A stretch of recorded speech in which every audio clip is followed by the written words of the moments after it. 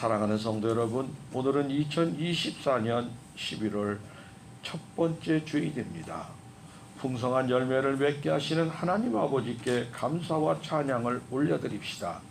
날씨가 날마다 추워집니다. 영육간에 건강하시기를 바랍니다. 그리고 기쁘고 행복하게 감사하며 하루하루를 보내시기를 예수님의 이름으로 축원합니다. 유다 요단강 계곡 경사면에 세 그루의 나무가 서 있었습니다. 그런데 이들은 저마다 아름다운 소원과 꿈을 가지고 있었습니다. 첫 번째 나무는 나는 예루살렘 성전의 제목이 되고 싶다. 그래서 많은 사람들이 와서 경배하며 하나님의 성전의 한 부분이 되어서 자신을 통하여 하나님을 크게 높이 찬양되기를 소원했습니다. 두 번째 나무는 나는 넓은 바다를 나가고 싶습니다. 곧 큰 배가 되어서 왕과 귀한 사람들을 태우고 온 세계를 두루다니며 소중하게 영광을 받고 하나님 말씀을 전하는 일에 쓰임받기를 소원합니다.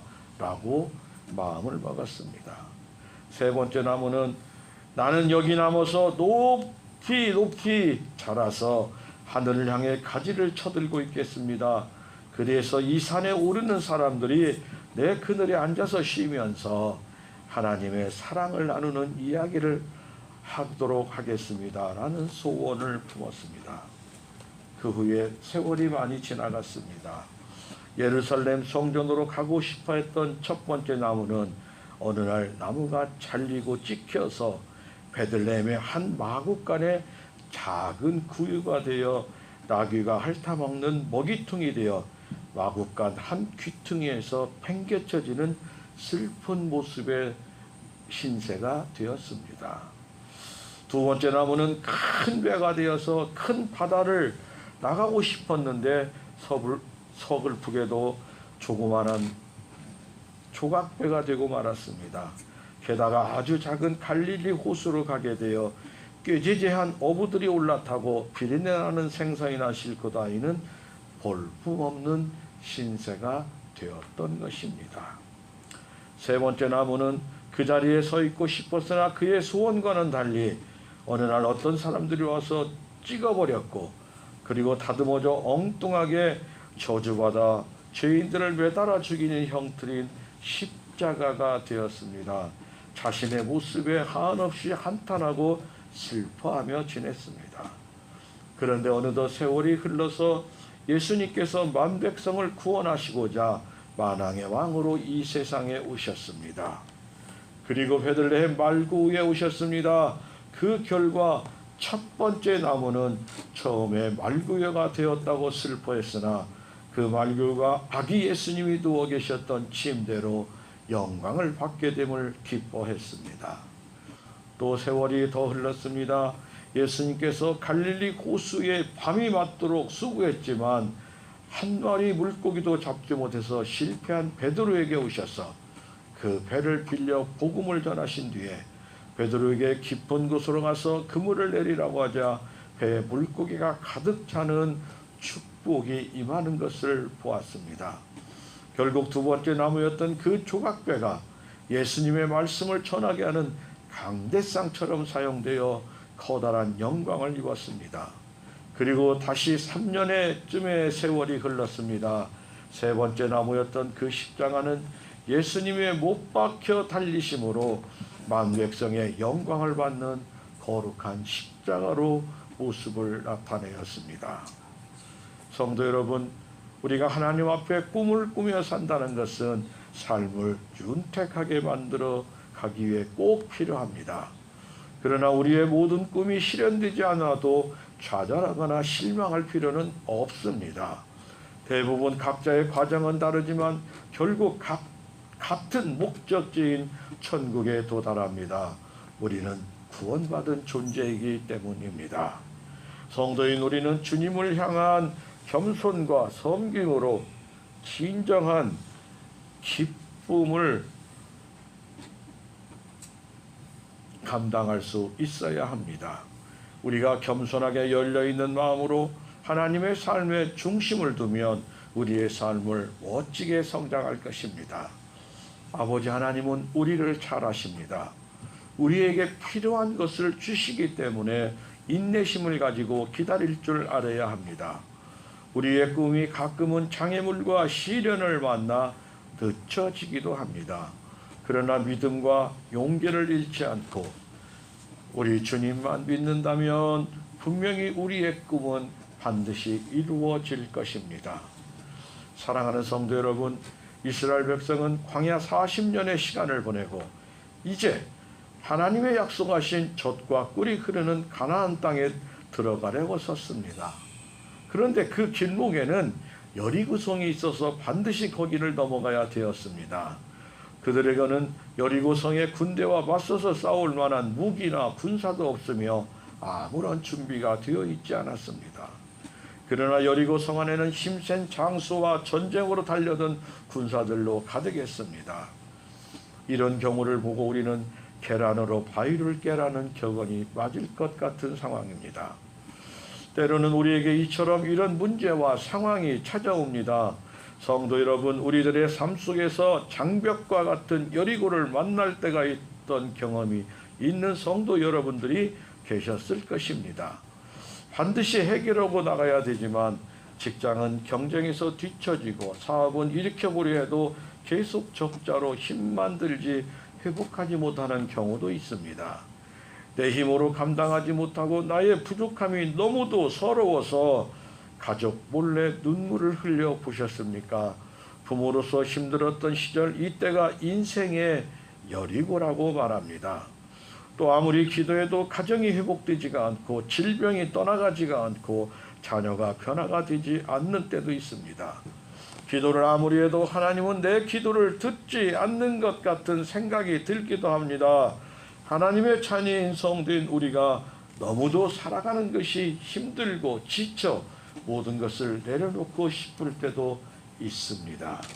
그러나 이때가 바로 가정의 우리 삶의 여리고가 찾아올 때인 것을 꼭 기억하시기를 바랍니다. 우리 교회도 마찬가지입니다. 미래가 보이지 않는 것처럼 보이고 우리의 힘으로 많은 영혼을 구원하는 교회가 어떻게 되겠냐고 우리의 모습과 상황을 보고 질문하는 분도 있을지 모릅니다. 그러나 우리가 하나님의 뜻을 바르게 깨닫고 순종하면 우리 교회는 소망이 있는 교회가 될 줄로 믿습니다. 그래서 우리 교회는 많은 작은 교회와 이웃을 돕고 사는 교회가 되기를 간절히 예수님의 이름으로 축원합니다. 그래서 사랑하는 우리 성도는 성령 충만한 영적 거성이 되어야 합니다. 기도해야 합니다. 우리의 기업과 가정이 잘 되어 하나님께 영광이요 우리의 은혜와 축복이 될 줄 믿고 기도합시다. 우리의 삶의 앞에 가로막는 인생의 여리고성의 공략은 분명 쉬운 일은 아닙니다. 그러나 반드시 하나님의 도우심으로 승리할 줄을 믿습니다. 이스라엘 백성은 장벽과 같은 여리고를 하나님과 함께 단숨에 무너뜨린 것 같이 우리 앞에 높인 삶의 모든 여리고성을 하나님의 능력으로 무너뜨리시기를 바랍니다.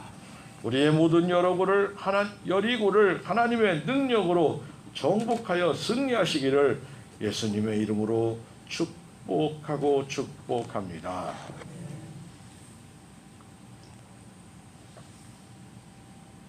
그러면 어떻게 하면 인생의 여리고성을 무너뜨리고 우리 가정의 삶의 승리의 깃발을 꽂을 수 있을까요?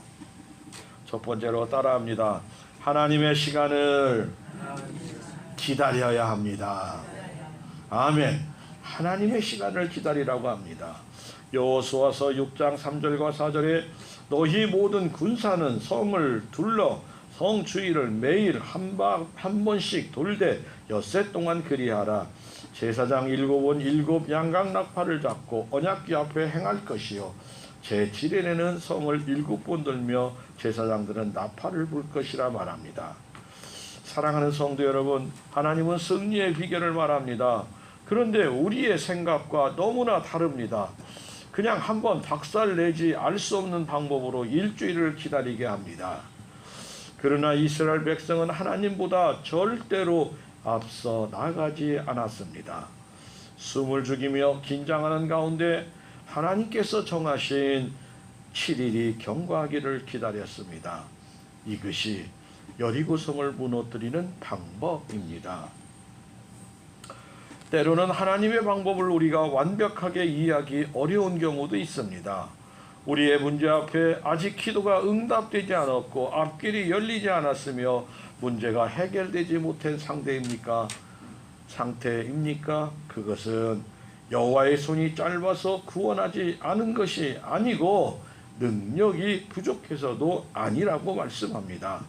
다만 하나님의 시간이 아직 되지 않았다고 말합니다. 하나님이 역사하실 기회의 시간이 되지 않았을 뿐입니다. 하나님은 우리를 축복하시되 에스겔서 34장 26절에 때를 따라 비를 내리시되 복된 장마비를 내리리라 라고 약속하고 말씀하십니다. 이처럼 하나님의 언제나 정한 시간에 따라서 축복과 능력을 행하십니다. 하나님의 시간을 기다리지 못하고 우리가 서두르면 화를 자초하기도 합니다. 사무엘상 13장 8절 이하를 살펴보면 이스라엘이 길갈에서 블레셋과 전쟁을 준비하고 있습니다. 모레알보다 많은 블레셋 군대를 보고 사울 왕은 마음이 급했습니다. 사무엘 선지자는 약속된 시간 일주일이 지나갔지만 오지 않았습니다. 사울 왕은 마음이 급해졌습니다. 결국 기다리다가 참지 못하고 사무엘 선지자가 드릴 제사를 자신이 직접 드리는 잘못을 범합니다. 시간이 지난 뒤에 도착한 사무엘 선지자는 왜 하나님보다 앞서서 가느냐 하고 사울 왕을 책망하며 그 뒤에 사울 왕은 하나님에게 버림을 받게 됩니다. 왕권을 잃어버리게 되고 아들과 함께 비참한 추유를 맞게 되는 것을 우리는 압니다. 그러므로 성도인 우리는 아무리 급해도 하나님의 시간을 기다릴 줄 알아야 합니다. 이것이 믿음입니다. 아무리 급해도 기도하며 하나님의 시간을 기다리며 하나님의 때가 분명히 다가올 것을 믿음으로 믿고 하나님이 역사하는 그 시간을 기다리는 복된 성도들이 되어야 합니다. 사랑하는 성도 여러분, 가정의 자녀와 자손의 어떠한 문제 앞에서라도 하나님의 시간을 기도하며 기다리시기를 바랍니다. 무슨 문제가 있더라도 기도하면 하나님은 반드시 응답하시며 하나님께 더 가까이 나가는 귀하고 지혜로운 성도들이 다 되시기를 예수님의 이름으로 축복하고 축복합니다. 인생의 여리고에 승리하는 성도 두 번째는 따라합니다. 문제보다 하나님을 앞세워야 합니다. 아멘. 그렇습니다. 우리가 상황과 문제를 보는 것이 아니라 꼭 하나님을 앞에 세워야 합니다. 여호수아서 6장 6절과 7절에 눈의 아들 여호수아가 제사장들을 불러 그에게 이르되 너희는 언약궤를 맺고 제사장 7은 양강나팔 7을 잡고 여호와 궤 앞에서 나아가라 하고 또 백성에게 이르게 나아가서 그 성을 돌되 무장한 자들이 여호와 궤 앞에서 나아갈지니라 말합니다. 사랑하는 성도 여러분, 하나님은 우리에게 무작정 기다리고만 하라고 말씀하지는 않습니다. 하나님은 여리고성을 무너뜨리기 위해서 언약궤를 앞세우고 성 주위를 돌라고 말합니다. 언약궤는 하나님의 임재를 상징하는 것이지요. 난공불락의 요새를 점령하는 데는 하나님께서 앞에 서서 인도해 주시기를 바라며 오직 하나님만을 의지하는 모습입니다. 하나님의 명령을 따라 하나님을 앞세우며 나가는 우리의 순전한 믿음이 필요한 것입니다. 하나님의 말씀대로 이스라엘 백성이 순종하며 그 믿음으로 성을 돌았을 때 여리고성은 완벽하게 무너지는 하나님의 능력을 두 눈으로 볼 수가 있습니다. 성도인 우리도 하나님을 앞세우지 않으면 언제나 우리도 실패할 수가 있음을 꼭 기억하시기를 바랍니다. 우리는 완벽하지 못함을 기억합시다. 성경에는 항상 하나님을 앞세우며 나가는 믿음의 선진이 있습니다. 그 믿음의 용사는 다윗입니다. 이스라엘 백성이 블레셋과 전쟁 중에 골리앗이라는 커다란 장군을 보고 누구도 이길 수 없다는 패배감에 앞서 있었습니다. 그때 다윗은 여호와의 이름으로 망령되게 외치는 골리앗을 여호와의 이름으로 승리를 합니다. 사무엘상 17장 45절에 이렇게 기록합니다.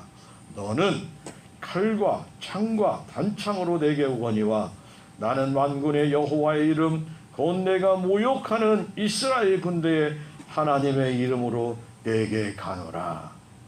담대하게 하나님을 믿는 믿음으로 나아갈 때 그 믿음의 결과로 하나님은 항상 다윗을 이기게 하셨습니다. 다윗이 어디로 가든지 여호와께서 이기게 하더라고 성경은 기록하고 있습니다. 사랑하는 성도 여러분, 그렇습니다. 우리의 삶의 목표와 비전 앞에 하나님을 가장 앞에 앞세우기를 바랍니다. 내 힘과 내 지혜와 내 뜻이 아니라 오직 하나님의 인도하심을 따라 나아갑시다. 반드시 축복하시며 승리하심을 목격하게 될 것입니다. 하나님을 앞에 세움으로 장벽과 같은 여리고성을 정복하는 귀하고 복된 성도님과 우리의 가정들이 다 되시기를 예수님의 이름으로 축복하고 축복합니다. 인생의 여리고를 승리하는 성도 세 번째는 따라합니다. 하나님의 방법으로 나가야 합니다. 아멘. 하나님의 방법으로 나가야 됩니다. 우리 방법이 아니라 하나님의 방법으로 나가야 됩니다. 하나님의 시간을 기다렸습니까? 하나님을 앞세웠습니까? 그러면 내 방법이 아니라 하나님의 방법이라고 말합니다. 여호수아 6장 8절과 9절에 여호수아가 백성에게 이르기를 마침에 제사장 7양각 나팔을 잡고 여호와 앞에서 진행하며 나팔을 불고 언약궤는 그 뒤를 따르며 무장한 자들이 나팔 부는 제사장 앞에서 진행하며 후군은 궤 뒤에 행하고 제사장들은 나팔을 불며 행하더라라고 말합니다. 사랑하는 성도 여러분, 하나님의 방법은 상상하지 못할 참으로 독특했습니다. 엿새 동안 조용히 소리를 내지 않고 모든 백성이 여리고성 주위를 하루에 한 차례씩 돌았습니다. 그리고 7째 날 7번을 돌게 했습니다. 그리고 모두 성을 돈 뒤에 큰 소리로 외치게 했습니다. 이스라엘 백성은 오직 여호와 하나님만 바라보며 의지했습니다. 그리고 반드시 승리하게 될 것을 믿었습니다. 불평 없이 순종했고 그 결과 여리고성은 단변에 와르르 무너졌습니다. 피 한 방울 흘리지 않고도 여리고성을 단번에 쉽게 무너뜨리고 승리할 수 있었습니다. 이스라엘 백성은 하나님의 방법을 알 수 없었지만 하나님의 방법에 순종했습니다. 우리는 하나님께 쓰임을 받아야 되는 귀한 성도들입니다. 우리 부림교회 기둥은 겸손히 기도하며 섬기는 기도의 용사가 필요합니다. 부림교회 미래는 바로 성도들의 눈물과 기도가 있어야 함을 믿으시기를 바랍니다. 우리 교회와 가정과 자녀의 미래도 바로 성도 여러분에게 달려 있습니다. 우리는 하나님의 축복을 반드시 누려야 합니다. 때로는 우리의 기도가 더디 응답되는 것처럼 느껴지기도 하지만 그럼에도 불구하고 우리는 하나님 아버지만을 의지하고 하나님의 때를 기다리면서 하나님의 방법이 무엇인지 가르쳐달라고 기도하고 기도해야 합니다. 그리고 하나님보다 앞서가기보다는 하나님의 뒤를 따라가며 인도하시기를 기도하고 나아가야 할 줄로 믿습니다. 그리고 하나님의 방법이 보여지면 우리는 겸손히 인내하며 순종하며 그대로 따라가면 됩니다. 그러면 우리의 삶의 장벽과 같은 여리고성은 하나님의 능력으로 반드시 무너뜨리는 축복과 은혜가 체험될 줄로 믿습니다. 이 아버지 하나님의 은혜를 모두 누리는 귀하고 복된 성도 여러분과 여러분의 자녀와 자손 우리 부림교회가 다 되시기를 예수님의 이름으로 축복하고 축복합니다.